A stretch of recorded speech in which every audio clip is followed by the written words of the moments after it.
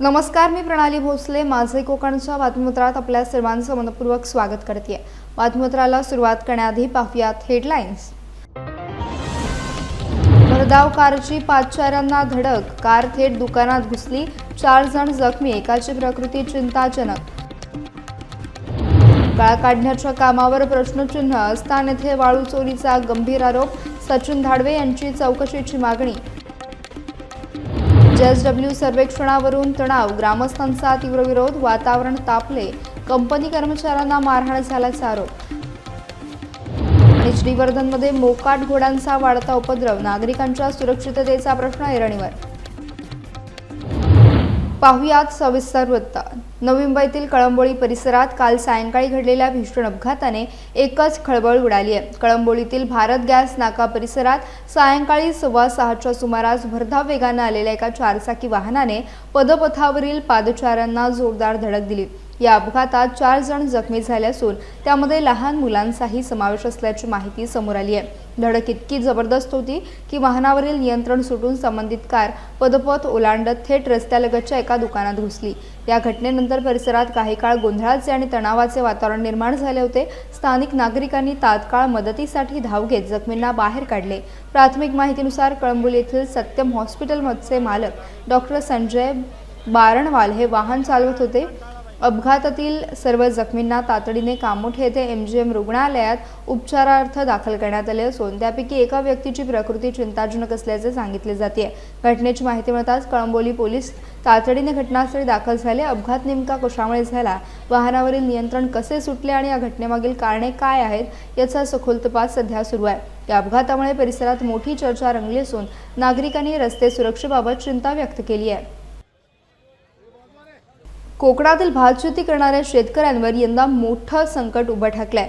6 जून रोजी तळकोकणात मान्सूनचे आगमन झाल्यानंतर पावसाने अचानक दडी मारल्याने भात पेरणीची कामे ठप्प झाली आहेत. अनेक शेतकऱ्यांनी मान्सूनच्या सुरुवातीच्या पावसावर विश्वास ठेवत मे महिन्याच्या अखेरीस आणि जूनच्या पहिल्या आठवड्यात भात पेरणी पूर्ण केली होती. मात्र त्यानंतर अपेक्षित पाऊस न झाल्याने शेतातील भात रोपे करपू लागल्याचे चित्र अनेक भागात पाहायला मिळते. पावसाच्या अभावामुळे जमिनीतील ओलावा कमी झाला असून नव्याने उगवलेली रोपे टिकवणं शेतकऱ्यांसाठी मोठं आव्हान बनलंय.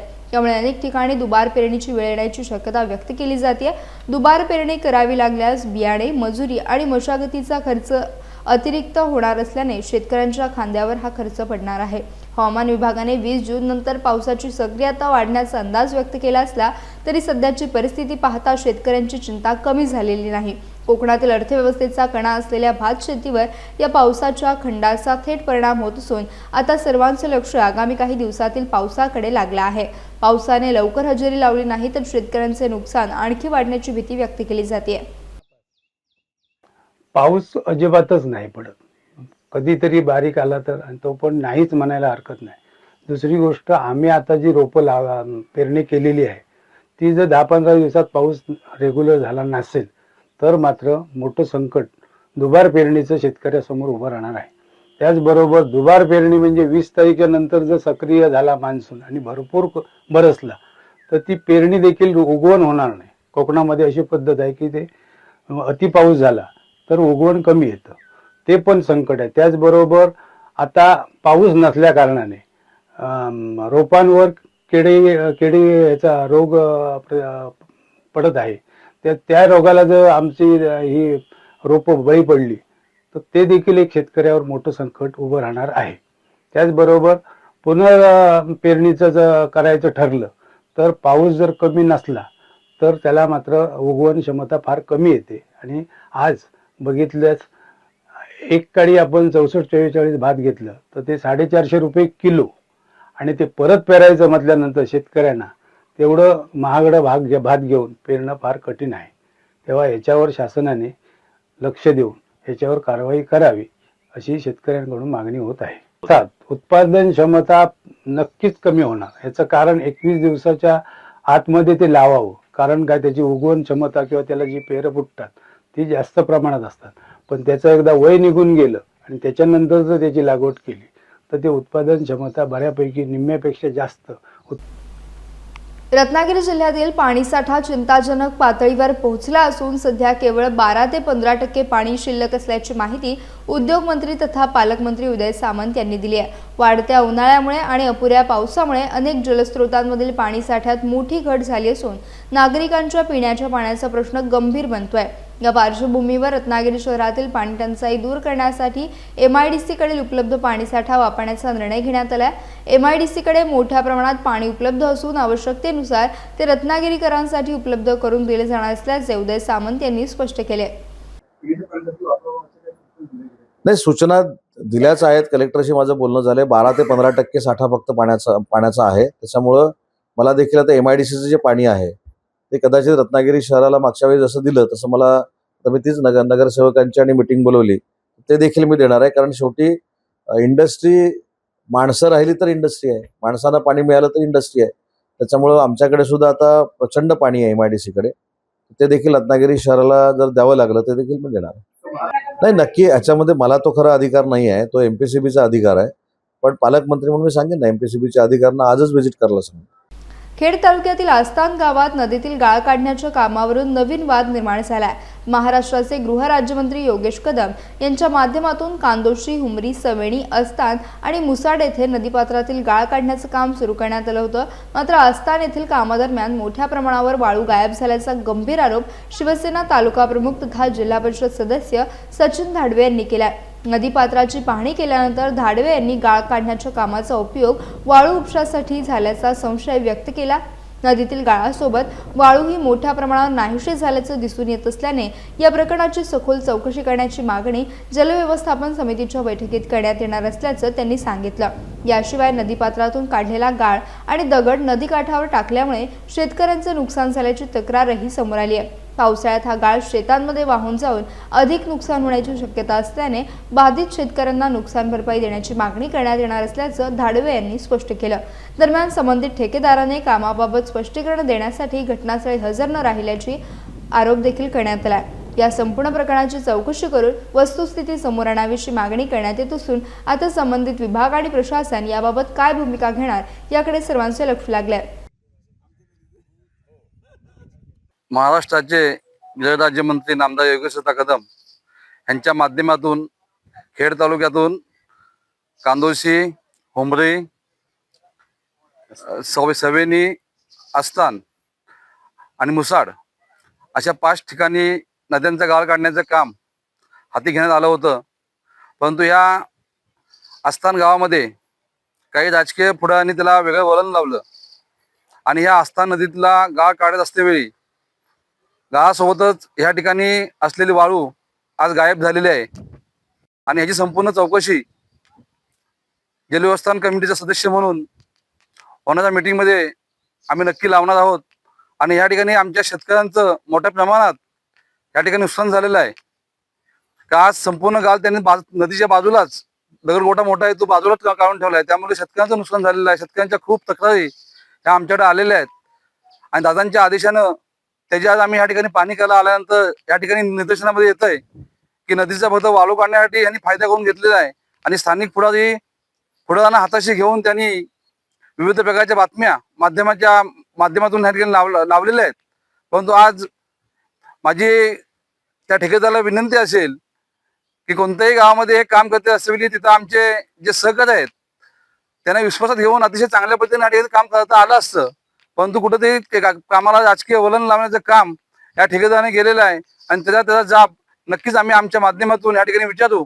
आज त्या ठेकेदाराला आम्ही या ठिकाणी थांबायला सांगितलं होतं, परंतु आज या ठिकाणी 2:30 वाजले तरी या ठेकेदार या ठिकाणी आलेलं नाही। संबंधित अधिकाऱ्यांना फोन लावून सकाळी सांगितलं होतं की आज दुपारी आम्ही त्या ठिकाणी पाणी घ्यायला जाणार आहोत, तेव्हा तुम्ही ठेकेदार त्या ठिकाणी पाठवा, पण तो ठेकेदार जाणून बुजून या ठिकाणी उपस्थित झालेला नाही आहे। ह्या कामाची सखोल चौकशी व्हावी आणि जे ठेकेदाराने या ठिकाणी जे काम केलंय ते अतिशय म्हणजे आमच्या शेतकऱ्यांचं मोठ्या प्रमाणात त्या ठिकाणी नुकसान होतंय का जो नदीचा म्हणजे गाळ आहे तो संपूर्ण त्यांनी नदीच्या बाजूला ठेवलाय। बाजूला ठेवल्यामुळे बाजूला जी लोकांची शेती आहे तो शेतीमध्ये तो गाळ भविष्यामध्ये जाणार आहे आणि आमच्या शेतकऱ्यांचं नुकसान होणार आहे आणि त्यांची भरपाई शेतकऱ्यांना त्याच्याकडून वसूल करून द्यावी अशी मी अशा ठिकाणी विनंती करेन।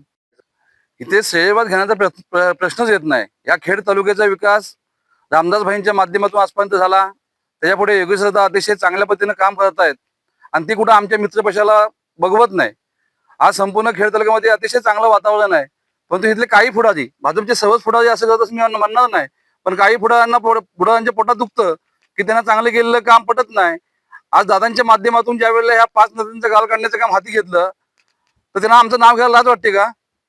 आज दादांच्या माध्यमातून अतिशय चांगली कामं या तालुक्यामध्ये होत आहेत, तरी सुद्धा त्यांचं कुठलं काम आलं की मीच आणलं, माझ्या माध्यमातून आलं. प्रत्येक वेळी या ठिकाणी असंच बोललं जाते. वेंगुर्ला तालुक्यातील आसगाव येथे JSW मायनिंग सर्वेक्षणाच्या मुद्द्यावरून तणावपूर्ण परिस्थिती निर्माण झाली. स्थानिक नागरिकांची किंवा प्रशासनाची पूर्व परवानगी न घेता मायनिंग संदर्भात सर्वेक्षण करण्यात आल्याचा आरोप ग्रामस्थांनी करत तीव्र नाराजी व्यक्त केली. या प्रकरणावरून संतप्त झालेल्या ग्रामस्थांनी सर्वेक्षणासाठी आलेल्या JSW कंपनीच्या कर्मचाऱ्यांना मारहाण केल्याचा आरोप समोर आला. त्यानंतर संबंधित कर्मचाऱ्यांना रात्री उशिरापर्यंत ग्रामदैवत वेतोबा मंदिर परिसरात आणण्यात आलं. या घटनेची माहिती मिळताच मोठ्या संख्येने ग्रामस्थ मंदिर परिसरात जमा झाले आणि परिसरात तणावाचं वातावरण निर्माण झालं. दरम्यान परिस्थिती नियंत्रणात ठेवण्यासाठी वेंगुर्ला पोलिसांनी तातडीने घटनास्थळी धाव घेतली. कोणताही अनुचित प्रकार घडू नये यासाठी गावात पोलीस बंदोबस्त वाढवण्यात आला. यावेळी ग्रामस्थांनी आसगाव परिसरात कोणत्याही परिस्थितीत मायनिंग होऊ दिले जाणार नाही अशी ठाम भूमिका घेतली. घटनेची माहिती मिळाल्यानंतर माजी आमदार वैभव नाईक यांनीही आसगाव येथे भेट देत स्थानिक नागरिकांशी संवाद साधला. या संपूर्ण प्रकारामुळे आसगावसह परिसरात मायनिंगच्या मुद्द्यावरून वातावरण चांगलंच तापलं असून पुढील घडामोडींवर सर्वांचं लक्ष लागलंय. आज ग्रामस्थांना अंधारात ठेवून हा ड्रोन सर्वे झाला मायनिंगच्या दृष्टीने.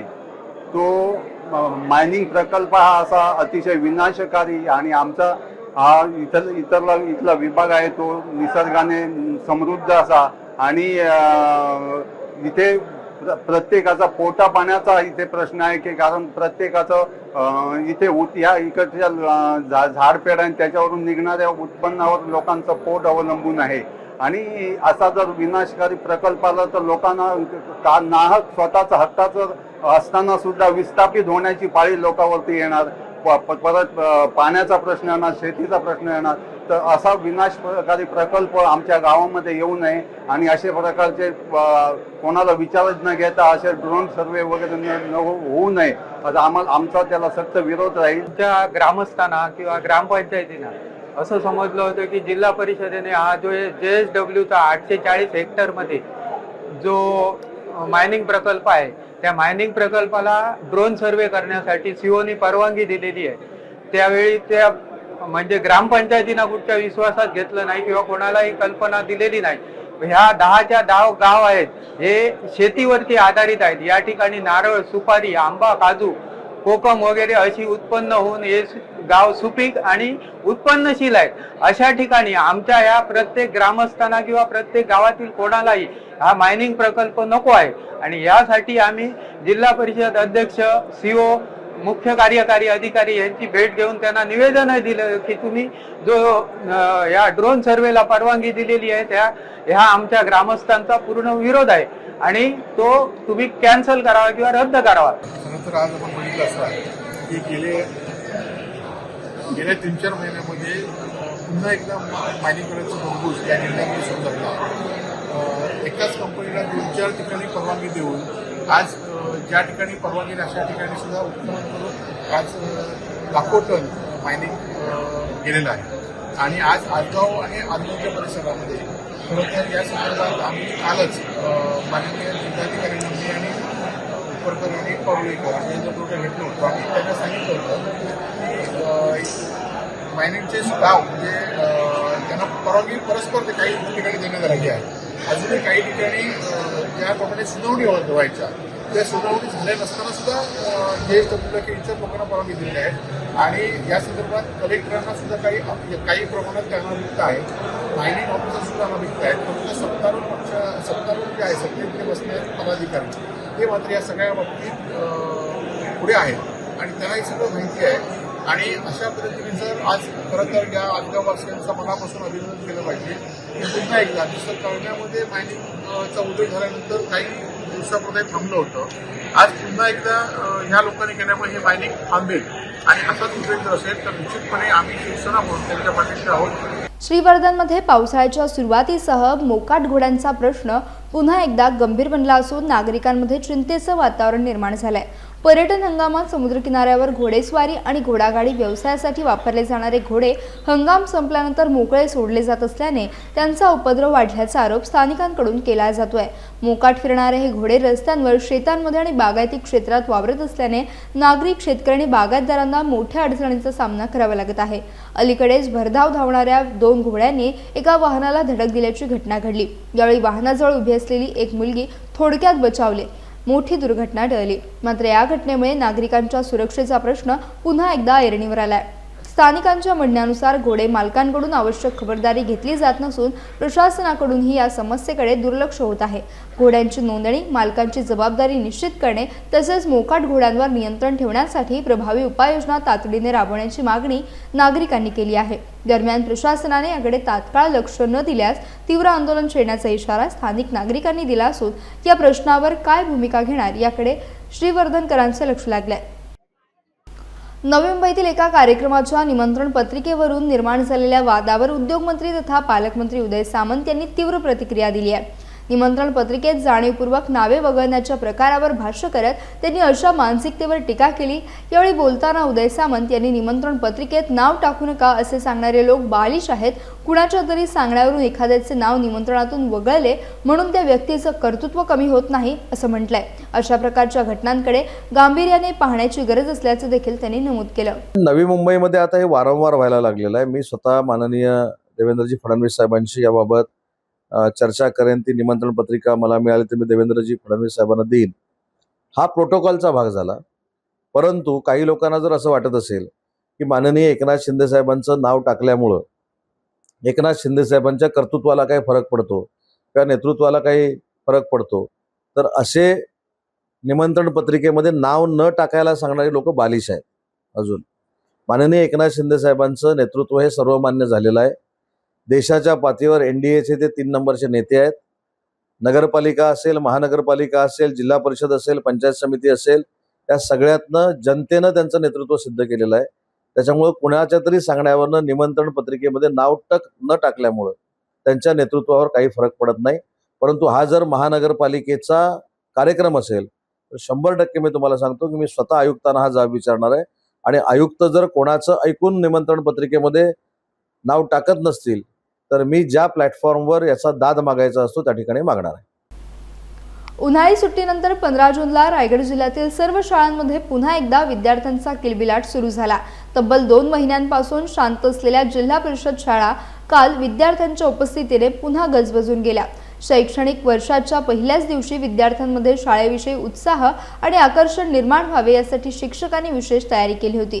जिल्ह्यातील अनेक शाळांमध्ये विद्यार्थ्यांचे गुलाबाची फुले देऊन स्वागत करण्यात आले। शाळांच्या प्रवेशद्वारांवर आकर्षक रांगोळ्या, फुग्यांची सजावट आणि स्वागत कमानी उभारण्यात आल्या होत्या। काही ठिकाणी बँड पथक, लेझिम आणि पारंपरिक वाद्यांच्या गजरात विद्यार्थ्यांचे जल्लोषात स्वागत करण्यात आले। इंदापूर तळाशेत येथील रायगड जिल्हा परिषद शाळेतही विद्यार्थ्यांसाठी विशेष स्वागत सोहळा आयोजित करण्यात आला होता। लेझिम आणि बेंजोच्या तालावर विद्यार्थ्यांनी प्रमुख पाहुण्यांचे स्वागत केले। शाळेच्या परिसरात उत्साहाचे आणि आनंदाचे वातावरण पाहायला मिळाले। दरम्यान ग्रामीण भागातील विद्यार्थ्यांना शिक्षणाकडे आकर्षित करण्यासाठी आणि पटसंख्या वाढवण्यासाठी शिक्षण विभागाकडून यंदा नाविन्यपूर्ण उपक्रम राबवले जाणार आहेत। याच पार्श्वभूमीवर मुख्यमंत्री देवेंद्र फडणवीस यांनीही पनवेलमधील वहाज जिल्हा परिषद शाळेला भेट देत विद्यार्थ्यांना प्रोत्साहन दिले। नवीन शैक्षणिक वर्षाची सुरुवात उत्साहपूर्ण वातावरणात झाल्याने विद्यार्थी, पालक आणि शिक्षकांमध्ये आनंदाचं वातावरण निर्माण झालंय। मुलं खूपच खुश आहेत। आज मुलांचं लेझिम खेळून स्वागत केलं गेलं। शाळेत येताना शाळेची खूप छान सजावट केलेली आहे। रांगोळी, फुले, परत बलून हे सगळं केलेलं आहे। आणि शाळेचं बोला तर शाळेमध्ये सुसज्ज लॅब आहे जी आता आपल्या तालुक्यात कुठेच नाही आहे।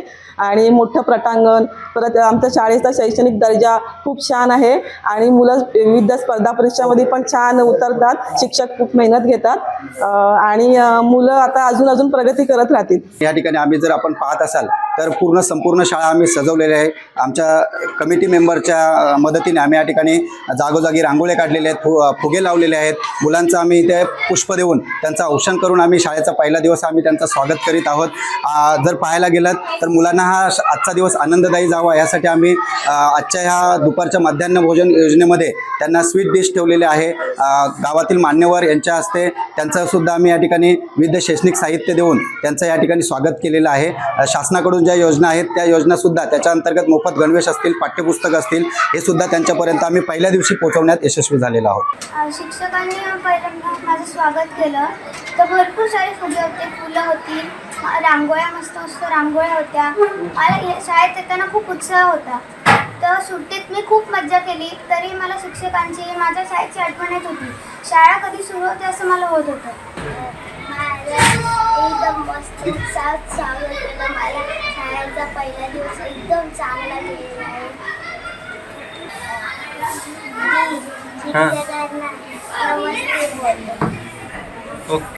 नवीन शैक्षणिक वर्षाच्या पहिल्याच दिवशी रायगड जिल्ह्यातील PM श्री वहाळ जिल्हा परिषद शाळेत एक आगळा वेगळा आणि प्रेरणादायी प्रसंग घडला. मुख्यमंत्री देवेंद्र फडणवीस यांच्या शाळा भेटी दरम्यान इयत्ता 4थीमध्ये शिकणाऱ्या यशस्वी घुले या विद्यार्थिनीने थेट मुख्यमंत्र्यांची मुलाखत घेत उपस्थितांची मने जिंकली.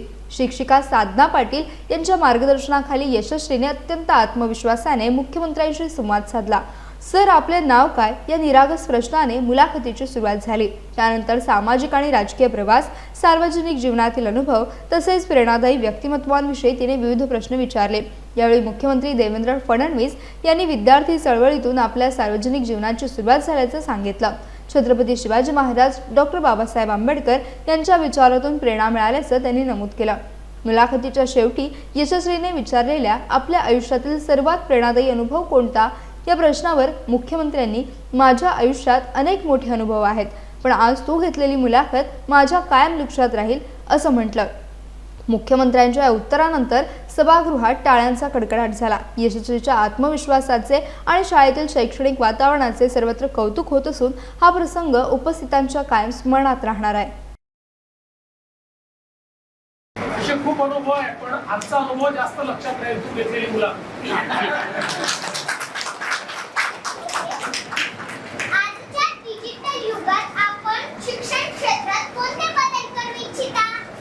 मला असं वाटतं की डिजिटल शिक्षण खूप महत्त्वाचं आहे आणि आज या शाळेमध्येच एक अतिशय सुंदर डिजिटल लॅबचं मी उद्घाटन केलं की इंटरॅक्टिव्ह आहे. याच्यामध्ये विषय देखील आपल्याला दृकश्राव्य माध्यमातून पाहायला मिळतो. त्याच्यानंतर त्याच्यावर प्रश्न देखील आपल्याला विचारता येतात आणि त्याच्यावर आपल्याला परीक्षाही देता येतात. मला असं वाटतं की आता डिजिटल युगामध्ये डिजिटल शिक्षण हे अत्यंत महत्त्वाचं आहे. प्रत्येकाकरता डिजिटल शिक्षणामुळे शिक्षणाची दारं उघडलेली आहेत आणि जगातली कुठली गोष्ट ही आता आपल्याला शिकता येते. त्यामुळे मला असं वाटतं की आपल्या शाळेतले आता जे डिजिटल लॅब आहे, तुमच्यापैकी प्रत्येकाने या डिजिटल लॅबमध्ये जाऊन डिजिटल शिक्षण घ्यायचं. राजापूर शहरातील भगिनी मंडळ संचलित शिशुविहारमध्ये नवीन शैक्षणिक वर्षाची सुरुवात उत्साहपूर्ण आणि आनंदमयी वातावरणात करण्यात आली. नव्याने प्रवेश घेतलेल्या चिमुकल्या विद्यार्थ्यांचे पारंपरिक पद्धतीने औक्षण करून तसेच पेढा भरून स्वागत करण्यात आले. त्यामुळे शाळेच्या पहिल्याच दिवशी विद्यार्थ्यांमध्ये आनंद आणि उत्सुकतेचं वातावरण पाहायला मिळालं. गेली 75 वर्षे ज्ञानदानाची अखंड परंपरा जपत असलेले शिशुविहार विद्यार्थ्यांच्या सर्वांगीण विकासासाठी सातत्याने कार्यरत आहे. विद्यार्थ्यांच्या शैक्षणिक प्रवासाची सुरुवात संस्मरणीय ठरावी यासाठी यंदाही विशेष उपक्रम राबवण्यात आला. शाळेच्या पहिल्या दिवसाची आठवण कायम राहावी म्हणून बालकांच्या हाताचे ठसे घेऊन त्यांना स्मृतिचिन्ह म्हणून प्रदान करण्यात आले. या कार्यक्रमाला भगिनी मंडळाच्या अध्यक्षा स्वाती बोटले, उपाध्यक्षा श्वेता आंबेकर, व्यवस्थापिका मानसी नवरे, उपव्यवस्थापिका श्रुती ताम्हणकर, कार्यवाहिका डॉक्टर तृप्ती पाध्ये, सहकार्यवाहिका यशोधरा पाटणकर, मुख्याध्यापिका अनन्या करंबेळकर, शिक्षिका स्वरश्री ठाकूर देसाई यांच्यासह पालक, विद्यार्थी आणि कर्मचारी मोठ्या संख्येने उपस्थित होते. बालकांच्या शिक्षणासोबतच संस्कार, सृजनशीलता आणि आत्मविश्वास वाढवण्यासाठी शिशुविहारतर्फे विविध उपक्रम राबवले जात असून नव्या शैक्षणिक वर्षाची सुरुवात आनंद उत्सवात झाली. मंडणगड तालुक्यातील वडवली गावचे सुपुत्र रोशन वसंत मोडकले यांना यंदाचा प्रतिष्ठेचा राज्यस्तरीय कोकण रत्न पुरस्कार 2026 प्रदान करण्यात आला. अभिनेता, नृत्य दिग्दर्शक, निर्माता, लेखक आणि फॅशन मॉडेल म्हणून विविध क्षेत्रात उल्लेखनीय कार्य केल्याबद्दल त्यांचा हा सन्मान करण्यात आला. कोकणदीप संस्थेतर्फे गेल्या 24 वर्षांपासून विविध क्षेत्रात उल्लेखनीय योगदान देणाऱ्या व्यक्तींना हा मानाचा पुरस्कार दिला जातो. ग्रामीण भागातून पुढे येत रोशन मोडकले यांनी जिद्द, मेहनत आणि आत्मविश्वासाच्या जोरावर कला क्षेत्रात स्वतःची वेगळी ओळख निर्माण केली. नृत्य दिग्दर्शक म्हणून त्यांनी शेकडो सांस्कृतिक कार्यक्रम, स्नेहसंमेलने आणि कॉर्पोरेट कार्यक्रमांचे यशस्वी दिग्दर्शन केले आहे. फॅशन क्षेत्रातही अनेक मानाचे किताब त्यांच्या नावावर आहेत. तसेच आयफिल डान्स स्टुडिओच्या माध्यमातून ते शेकडो विद्यार्थ्यांना प्रशिक्षण देत आहेत. भव्य पुरस्कार वितरण सोहळ्यात मान्यवरांच्या उपस्थितीत त्यांचा शाल, सन्मान चिन्ह आणि प्रमाणपत्र देऊन गौरव करण्यात आला. पुरस्कार स्वीकारताना त्यांनी हा सन्मान कुटुंबीय, गुरुजन, मित्र, सहकारी आणि आपल्या मातृभूमीला समर्पित असल्याची भावना व्यक्त केली. या यशामुळे वडवली गाव, मंडणगड तालुका आणि संपूर्ण कोकणचा गौरव वाढला असून विविध स्तरातून रोशन मोडकले यांच्यावर शुभेच्छांचा वर्षाव होतोय. नवीनच म्हणजे रोशनला अवॉर्ड सारखं मिळालं म्हणजे आम्हाला एक खूपच आनंद वाटलेला आहे. म्हणजे असा कधी भेटलेला नाही. म्हणजे आज असा आमचं मन असं भरून गेलं. आम्हाला असं वाटायचं की रोशनला कधी रंगमंचावर असा प्लॅटफॉर्म मिळेल आणि आम्हाला कधी रंगमंचावर बोलेल असं आम्हाला. या अगोदरही तुमच्या मुलाला चांगले अवॉर्ड मिळाले आहेत, काय सांगाल? तो चांगला कार्यरतच आहे. आम्हाला कधी अशी बोलवण्यात आली नव्हती, पण आज ह्या कोकणदीपनी जो अवॉर्ड दिला त्यामुळे आज आम्ही खूपच भारून गेलो. प्रयत्न हाच असतो की नवीन मुलांना प्लॅटफॉर्म मिळावं. आणि आजकाल असं झालं की सोशल मीडिया आल्यापासून जी लहान मुलं आहेत किंवा जे सोशल मीडियाच्या आहारी गेले त्यांच्यापर्यंत जी आपली पारंपरिक किंवा संस्कृतीची जी कला आहे ती लोकांपर्यंत पोहोचत नाही. तर ती कला किंवा आपली संस्कृती मोठं करण्याचं काम करायला मला आवडतं, जे लहान मुलांपर्यंत पोहोचतं. मी नृत्यापासून स्टार्ट केलं आणि खरं तर मला असं वाटत होतं की मी पुढे जाऊन असं कार्य करेन, पण हळूहळू करताना की कलेवरती माझं एवढं प्रेम झालं की फार मला काम करायला मजा येत गेली. आणि कला ही आपल्याला एक शिस्त शिकवते आणि जगायचं कसं हे शिकवते. यासह बातमीपत्रात वेळ झाली इथेच थांबण्याची. भेटूयात नवीन बातमीपत्रासह. तोपर्यंत तुम्ही कुठेही जाऊ नका. पाहत राहा फक्त माझंही कोकण.